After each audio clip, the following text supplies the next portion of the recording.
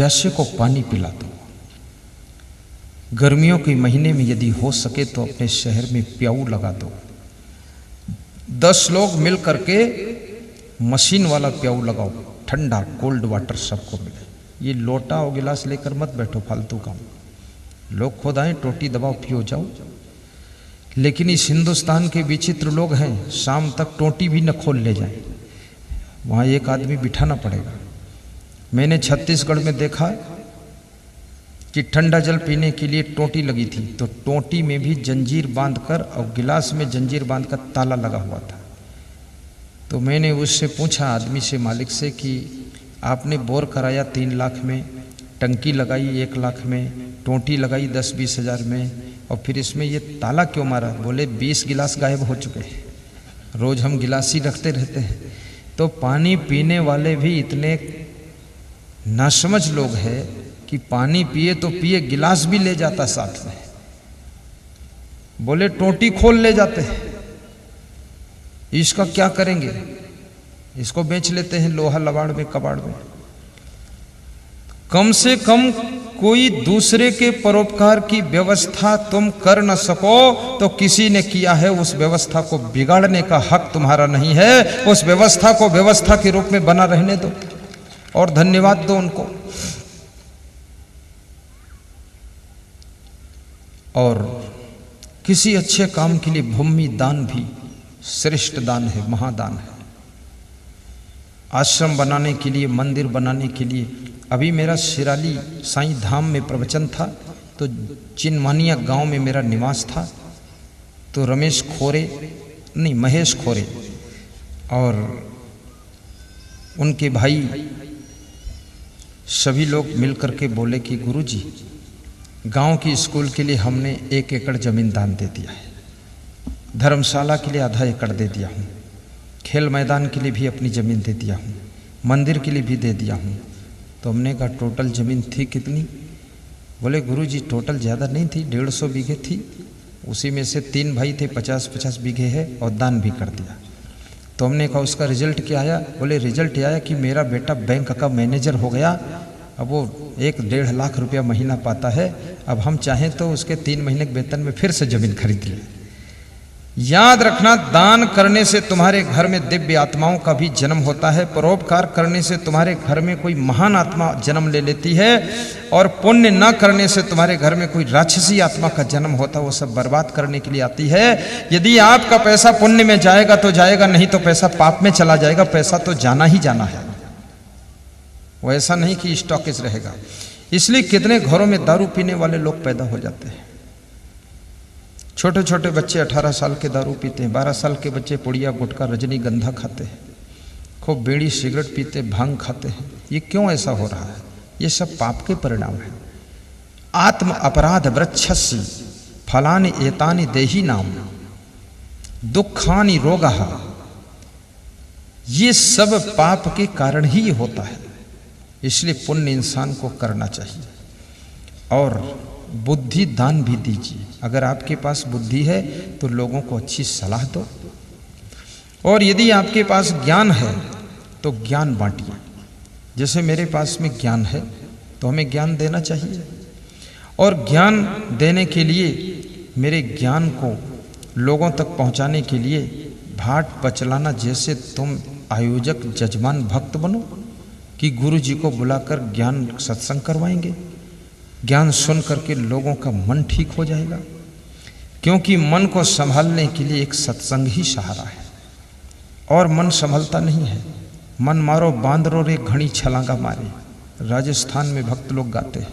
ये मन बंदर है, बड़ी छलांगे मारता है।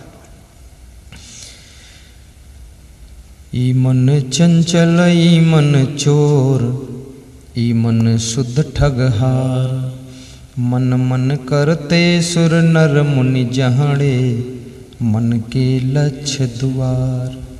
ये मन चंचल भी है, और ये मन चोर भी है, और ये मन ठग भी है। इस मन ने कितनों को ठगा है, बहुत लोगों को ठग लिया है। मनुष्य जीवन मिला था मोक्ष के लिए, मनुष्य जीवन मिला था कल्याण के लिए, मनुष्य जीवन मिला था उद्धार के लिए, मनुष्य जीवन मिला था प्रसन्नता से जीने के लिए, और इस मन ने ऐसा ठगा है, कल्याण तो अलग ही रह गया, उद्धार तो अलग ही रह गया, शांति तो अलग ही रह गई, जिंदा रहना ही मुश्किल है।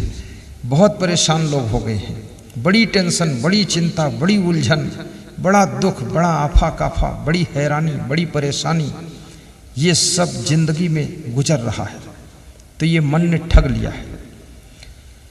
और जिसको मन ठगता है तो उसकी पहचान होती है, उसके अंदर बुराइयां पैदा होंगी, उसकी आदतें बिगड़ेंगी, और उसके विचार बिगड़ेंगे, और उसका मन बिगड़ेगा, पूरा सिस्टम बिगड़ेगा, इंद्रियां चंचल हो जाएंगी। और जिसको जिसको इस मन ने ठग लिया है, वह लोग चोरी भी करेंगे, झूठ खूब बोलेंगे, गलत काम करेंगे, लालच करेंगे, छल कपट करेंगे, मार पीट करेंगे, गम नहीं खाएंगे। तो समझ लो मन ने ठग लिया है। कितने पुलिस वालों को भी ये मन बहुत ठगता है।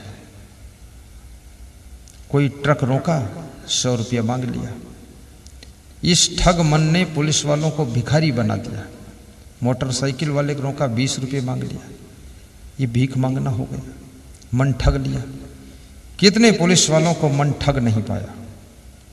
वे बड़े विचार से जीवन जीते हैं, बड़ी भक्ति, बड़ी समझ, बड़ा विवेक। पुलिस लाइन में हो करके दारू छुआ नहीं। फैजाबाद में पुलिस सिक्योरिटी हमारे साथ में जा रही थी, बस्ती जिले को, बिहार जा रहा था। तो उनकी जब गाड़ी चेंज हुई, बोले रोको गुरुजी, हम पैर छुएंगे। पैर छुआ तो बोले मैं यादव वंश में पैदा हुआ हूँ, दारू छुआ भी नहीं हूँ, पीना तो अलग है, और गलत काम नहीं किया हूँ, और आपका प्रवचन करवाऊंगा अपने ज़िले में, बस्ती ज़िले में, और गुरुदेव घी से स्नान करा दूंगा। इतनी हमारे घर में दूध की व्यवस्था है, दूध में नहा लो, और इतना अच्छा प्रवचन आपको करना है वहाँ। हम पुलिस के व्यक्ति हैं, लेकिन हम आपके चरणों के दास हैं, टीवी में आपका प्रवचन सुनते हैं, हम बहुत सही रहते हैं। आर्मी में नौकरी करो, पुलिस में नौकरी करो, बैंक में नौकरी करो, कलेक्ट्रेट में नौकरी करो, बिजनेस करो, व्यापार करो, खेती करो, बाड़ी करो, कुछ भी करो, जो भी करो, जीवन यापन के लिए करो, लेकिन जहाँ रहो वहाँ सत्संग में डूबे रहो। जिस देश में, जिस भेष में, जिस गांव में रहो, गुरुदेव ही गुरुदेव ही गुरुदेव ही कहो। गाड़ी में चलो तो भी प्रवचन सुनो,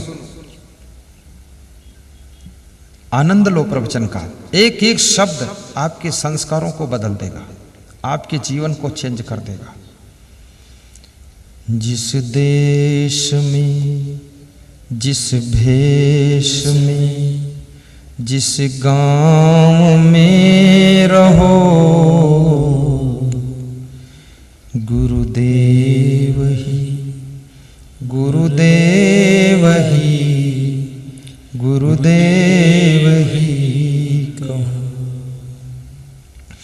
जिस देश में, जिस भेष में, हाँ गाइए, भाव से गाओ, शर्माओ मत, रहो, गुरुदेव ही गुरुदेव ही गुरुदेव ही कहो। जिस देश में, भारत देश में रहो, या इंडोनेशिया में रहो, या दुबई में रहो, मस्कट में रहो, हांगकांग में रहो, कहीं रहो, मलेशिया, मैं बहुत से देशों में गया हूँ। मैं इंडोनेशिया गया तो मेरे मन में हुआ कि यहाँ के खेतों को देखूं क्या होता है यहाँ। तो मैं खेत में गया वहाँ कोशिश करके। तो वहाँ जब खेत में पहुँचा तो वहाँ लोग मक्का के खेती करते थे और मिर्चा। तो मिर्चा वाले खेत में गया तो कुछ लोग मिले तो फोटो खींचने आए। फोटो खींचा और मुझे मिर्चा तोड़ कर दिया। तो मैंने कहा मिर्चा में क्या करूं? बोले यहाँ और क्या दे दूं, खेत में मिर्चा है तो मिर्चा ले जाओ, मिर्च ले जाओ। तो मैंने सोचा उनके सम्मान के लिए मिर्चा ले लेता हूँ। इंडोनेशिया में 1 किलो मिर्चा मुझे दान मिला। तो रखने के लिए थैला नहीं था। मैं संतों से कहा जेब में भरो, फिर तुम ले चलो। तो संत बोले इसको करेंगे क्या? हमने कहा करो, कुछ ना करो, ले चलो यहाँ से। और उन्होंने फोटो खींचा और उनकी भाषा हमारे में मेल नहीं खाती थी। वो खेत में काम करते थे लेकिन इंग्लिश आधी बोलते थे, तो मैं भी आधी इंग्लिश बोल देता था, तो आधी वादी बोल के काम चल जाता था। वहाँ ड्राइवर भी इंग्लिश बोलते हैं सभी। जिसको इंग्लिश बिल्कुल नहीं मालूम वहाँ चक्कर में पड़ जाएगा विदेश में बहुत बड़ी समस्या हो जाएगी। और वहाँ इतने ईमानदार लोग मिले कि मेरे संत का मोबाइल गाड़ी में छूट गया और हम हवाई अड्डे चले गए। तो वो ड्राइवर 10 किलोमीटर जाकर गाड़ी वापस लेकर आया और हवाई अड्डे पर हम लोगों को ढूंढ रहा था और फ़ोन किया कि आपका मोबाइल मेरी गाड़ी में छूट गया, वापस लीजिए। तो हवाई अड्डे से बाहर जाकर संत वापस लाए, उसको धन्यवाद दिया। हमने कहा 50 रुपये इनाम दे दो इसको, ये 5000 का मोबाइल है। तो उसने कहा इनाम लेना होता तो 5000 का मोबाइल ही ले लेते, इनाम का भी लालच नहीं है, पूरा ले जाओ आप। ऐसे ईमानदार लोग वहाँ भी है। कोलालमपुर मलेशिया में मैंने देखा कि वहाँ फ्री बस सेवा चल रही है। आप किसी भी बस में बैठ लो, फ्री बस सेवा। आप जहाँ उतरना है उतर जाओ, न टिकट की जरूरत न कंडक्टर की जरूरत। आपके सीट के पास एक बटन लगी, दबाओ बटन, घंटी बजेगी, ड्राइवर रोक देगा, आप उतर जाइए और जिस बस में इच्छा हो बैठ जाइए। पूरा घूमते रहिए आप, घंटे भर उसी में बैठकर चलते रहिए। तो इतना फालतू समय किसके पास घूमता रहे। तो मेरी तो इच्छा होती हमारे भारत देश के बहुत से मिनिस्टर, चीफ मिनिस्टर, ये सब वहाँ जाते हैं, देशों में देखते हैं, तो जरा ये भी देख लें और सीख लें और आकर के हमारे उज्जैन में ही 10 बसें फ्री सेवा में चला दें महाकालेश्वर के दर्शन के लिए। तो जो रेलवे स्टेशन उतरे उसको मंदिर पहुंचाएं, मंदिर वालों को रेलवे स्टेशन पहुंचाएं। इतना तो फ्री सेवा कर ही सकते हैं, इनके पास अपने पर्सनल रूप से चला दें, क्योंकि पैसों की कमी नहीं है, बहुत है। मैंने 2-3 मिनिस्टरों को कहा कि तुम इतना काम कर दो। बोले गुरुदेव पैसे तो हैं लेकिन कभी किसी को दिया नहीं हो तो करूँगा नहीं, हिम्मत नहीं है लोगों के पास। पर मैं आपको बताता हूं कि उज्जैन में यदि मेरा आश्रम बनेगा तो स्टेशन से महाकालेश्वर तक और आश्रम तक आने के लिए फ्री बस सेवा हमारी तरफ से लगेगी, आश्रम की ओर से चलेगी। हाँ, कोई बैठे चाहे जहां उतरो आप, सब मंदिरों पर उतारती चली जाएगी, सवारी लेती चली जाएगी, छोड़ती चली जाएगी और आश्रम में भी ले आएगी। कोई ना पैसा टिकट कोई जरूरत नहीं। 60-70 सवारी बैठेंगे उसमें, 80 सवारी, बड़ी बस लंबी, ताकि ड्राइवर का खर्चा ना लगे जाता है। एक ही ड्राइवर 100 लोगों खींच कर ले जाए और डबल मंजिल बस चला दे। 70 नीचे बैठो, 70 ऊपर बैठो, 150 लोग उतरो जा करके और भगवान के मंदिर में दर्शन फ्री पहुंचो। वहां आश्रमों में जाना फ्री जाओ, रामघाट उतरना फ्री उतरो। ये सेवा होना चाहिए।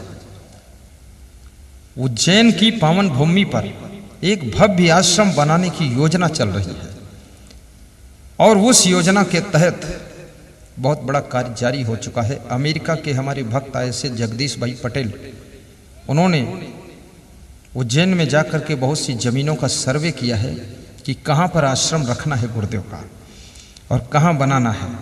और आश्रम ऐसा होगा सुविधाजनक, आश्रम में प्रवचन भी होगा जिसमें 1 लाख 2 लाख लोग बैठकर प्रवचन सुने। अन्न क्षेत्र भंडारा भी चलेगा। आश्रम में सोने का प्रबंध होगा, धर्मशाला होंगे। सत्यनारायण पटेल जिनके पास हेलीकॉप्टर है, जलोदिया ज्ञान में आए थे, कह रहे थे भक्तों के ठहरने के लिए पूरे धर्मशाला तो मैं ही बना दूंगा। जितने भक्त ठहरेंगे 10-50 हजार, सबके ठहरने के लिए कमरे, धर्मशाला सब बना दूंगा। और एक भक्त अभी हमको महेश परमार, जिला अध्यक्ष, जिला पंचायत अध्यक्ष है शायद उज्जैन का, महेश परमार है, वो बोल रहा था जितना उसमें गिट्टी मोरंग लगेगा वो सब मैं दे दूंगा, सब बना दूंगा। और 61,000 रुपये नगद उसने दिया कि जमीन खरीदो पहले, इसके लिए व्यवस्था चाहिए। आगर के विधायक लालजी राम, उन्होंने 71,000 दिया। 51,000 एक भक्त हमारे रमेश कटारिया, उन्होंने दिया। ये सब बात बता रहा हूँ, पिछला गांव जहाँ चिखली से मैं आया वहाँ का दान है। और हमारे जगदीश भाई पटेल अमेरिका वाले, उन्होंने कहा जितना पूरे विश्व के लोग दान करेंगे, भारत के लोग, उसके कई गुना बड़ा दान मेरा रहेगा, इसलिए लास्ट में मैं लगा दूंगा सर। हाँ, और कम से कम 40-50 बीघे जमीन ली जाएगी। कम से कम उसमें 10 बीघे में तो गाड़ियां तुम्हारी खड़ी होंगी, और 10 बीघे में प्रवचन होगा, और 10 बीघे में भंडारा चलेगा, और 2-3 बीघे में हॉस्पिटल रहेगा, और 1-2 बीघे में 3 बीघे में साधु संतों का निवास होगा, और 1-2 बीघे में विद्यालय भी होगा। जो आपके बच्चे बहुत शैतान हैं और संस्कारी नहीं हैं, कहना नहीं मानते हैं और घर में गुस्सा बहुत करते हैं, उनको वहाँ पर क्लास लिया जाएगा और उनको सिखाया जाएगा। मैं खुद सिखाऊंगा उनको 3-3 घंटे क्लास। उनके माँ बाप को भी बिठाया जाएगा, क्योंकि बच्चा बिगड़ता है तो कहीं ना कहीं माँ बाप की भी गलती होती है, तो माँ बाप को भी इंजेक्शन दिए जाएंगे और फ्री भोजन दिया जाएगा। और ये क्लास 3 दिन का चलेगा। जिनका पड़ोस घर है शाम को घर जा सकते हैं। 3 दिन का ये क्लास मैं लूँगा, स्वयं बाल संस्कार क्लास। और वो बच्चे अच्छे तैयार हों ताकि आपके घरों में शांति आए, और बच्चे विकास करेंगे तो देश का विकास होगा। ये बहुत बड़ी सोच है। और वहाँ पर जिनको नींद नहीं आती है उनको ऐसा ध्यान कराया जाएगा कि वो नींद आने लग जाए। जिनको बहुत ज़्यादा नींद आती है उनको ऐसा ज्ञान दिया जाएगा कि उनकी नींद कम हो जाएगी। और जिनको शांति नहीं मिलती है उनको शांति सागर में डुबा दिया जाएगा। और जो बहुत ज़्यादा शांत हो गए, कुछ कर ही नहीं रहे हैं, उनको थोड़ा सा खड़ा कर दिया जाएगा काम करने के लिए। ये सारी वहाँ व्यवस्था की जाएगी। और वहाँ आश्रम में पति पत्नी जोड़े से आएंगे, कोई महिला अकेले नहीं आएगी। ये उसका नियम होगा आश्रम का। अपने पति के साथ आओ, पिता के साथ आओ या भाई के साथ आओ, लेकिन अकेले वहाँ एंट्री नहीं होगी। आश्रम का नियम होगा। और माताएं बहनें अलग रहेंगी और परिवार वाले अलग रहेंगे। जो जोड़े से है वो अलग रहेंगे, जो सिंगल हैं ज़्यादा झुरमुट है वो अलग, महिलाएं सोएं, पुरुष अलग सोएं। और साधु संत बिल्कुल अलग रहेगा। और मैं तो और अलग रहूँगा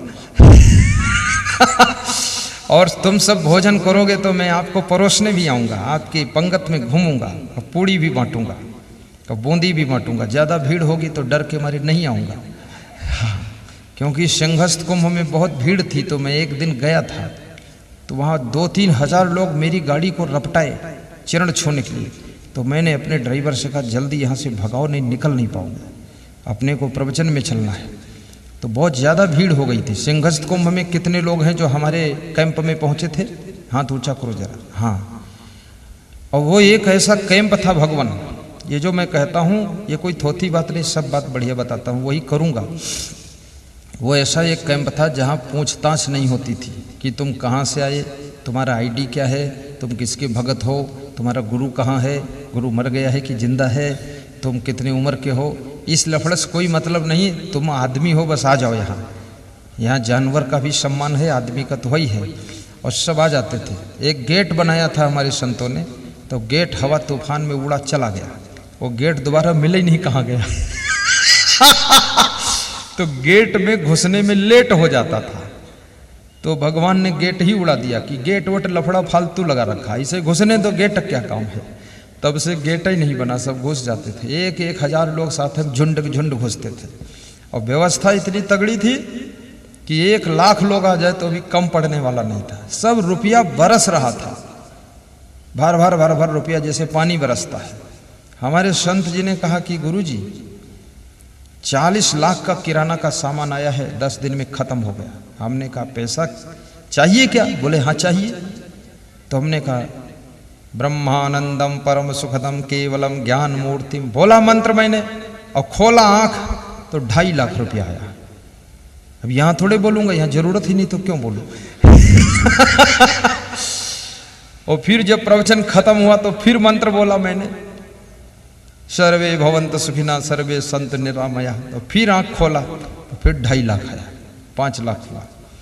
20 दिन प्रवचन किया, कितना करोड़ों रुपया इकट्ठा हुआ। पूरा ट्रक भर के बूंदी बटी और मशीन से रोटी बनती थी और मना किसी को नहीं किया गया। आओ जी, खाओ जी, सो जी, प्रवचन सुनो जी, छिपरा में स्नान करो या मत करो जी, पर घर वापस जाओ जी, फिर खाओ जी। ऐसा वाला चल रहा था। ऐसा अन्न क्षेत्र उज्जैन की पावन धरा पर चलेगा, हर अमावस्या को विशेष रूप से चलेगा और आप सबको सुविधा से रखा जाएगा। सबसे पहले वहां की भूमि की योजना है और भूमि की योजना के अंतर्गत आपको एक एक पंपलेट दिया जाएगा, उसमें सारा डिटेल लिखा हुआ है। और भगवान कृष्ण ने जब गोवर्धन पहाड़ उठाया था तो ग्वाल बालों ने अपने अपने डंडे की ताकत भी लगाई थी, भगवान ने अंगुली लगाई थी तब पहाड़ उठा था। याद रखना, तुमको भी ग्वाल बाल बनना है, गोपी ग्वाल बनना है और इस गोवर्धन पहाड़ को उठाने में अपनी अपनी ताकत भी लगानी है, ताकि ये आश्रम गोवर्धन का पहाड़ जैसे खड़ा हो सके और वहां पर लाखों करोड़ों लोगों का हित हो सके। मांस मछली अंडा नशा शराब वहां छुड़ाया जा सके, लोगों को शांति दी जा सके, घर के बूढ़े बुजुर्ग लोगों का सम्मान बढ़ सके, ऐसे संस्कार वहां दिए जाएंगे। अनर्थकम विप्रवासम गृहभ्या पापैः संधि परदाराभिमर्शम् अस्तैन्नं पैशुनं मद्यपानं च न सेवते यश्च सुखी सदैव दम्भम् अस्तैन्यं पैशुनं मद्यपानं च न सेवते यश्च सुखी सदैव। जिसके घर में 7 बातें होती है, जिसकी जिंदगी में 7 चीजों का प्रभाव है, ये विदुर कह रहे हैं धृतराष्ट्र से, उस घर में सदैव सुख निवास करता है। नंबर 1, जिसके घर में कोई ऐसा व्यक्ति नहीं है जो बिना आवश्यकता के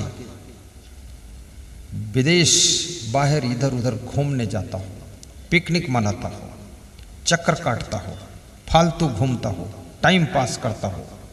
जिसके घर में ऐसा कोई भी मेंबर नहीं, सदस्य नहीं है जो टाइम पास करता हो, उस घर में सुख का निवास रहता है। अनर्थकम विप्रवासम गृहभ्या, जो व्यर्थ में अपना घर छोड़ करके घर से बाहर इधर उधर घुमक्कड़ी करने नहीं जाते हैं, उनके घर में सुख निवास करता है। अभी कल रात में मेरे पास में एक सूचना आई कि मेरा लड़का भाग गया है। तो मैंने कहा क्यों भागा? बोले थोड़ा मैंने डांट दिया तो भाग गया है, 9 बजे भागा है। तो उसकी माँ रो रही है, बाप बोला मैं डांट तो दिया, पछता रहा हूँ, मैं भी बहुत दुखी हूँ, बड़ी उलझन मची है। तो मैंने कहा चिंता मत करना, वो 3 दिन में वापस आ जाएगा। तो सवेरे फिर 9 बजे फोन आया कि 9 बजे वापस मिल गया है, आ गया है। तो मैंने कहा 12 घंटे में फाइनल हो गया। तुम्हारे पिताजी थोड़ा सा डांट दे, घर छोड़कर भाग न जाना। माँ कभी कुछ कह दे, नाराज होकर के छिप न जाना। और भाई कभी डांट दे, नाराज होकर के दुखी होकर के आत्महत्या मत कर लेना। याद रखना, जो तुमको डांटता है, जो तुमको समझाता है और जो तुमको थप्पड़ मारता है, वही तुम्हारा सबसे बड़ा हितैषी होता है।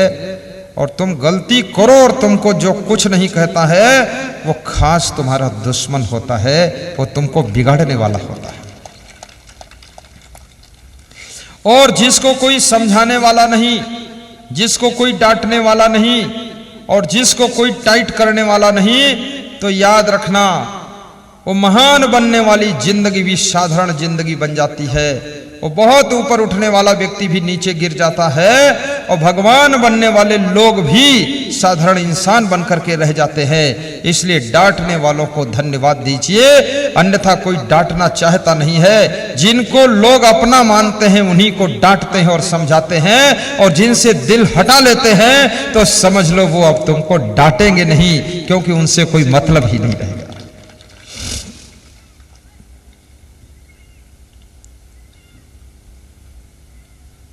आपकी माँ अगर आपको टाइट करती है तो माँ आपकी बहुत हितैषी माँ है।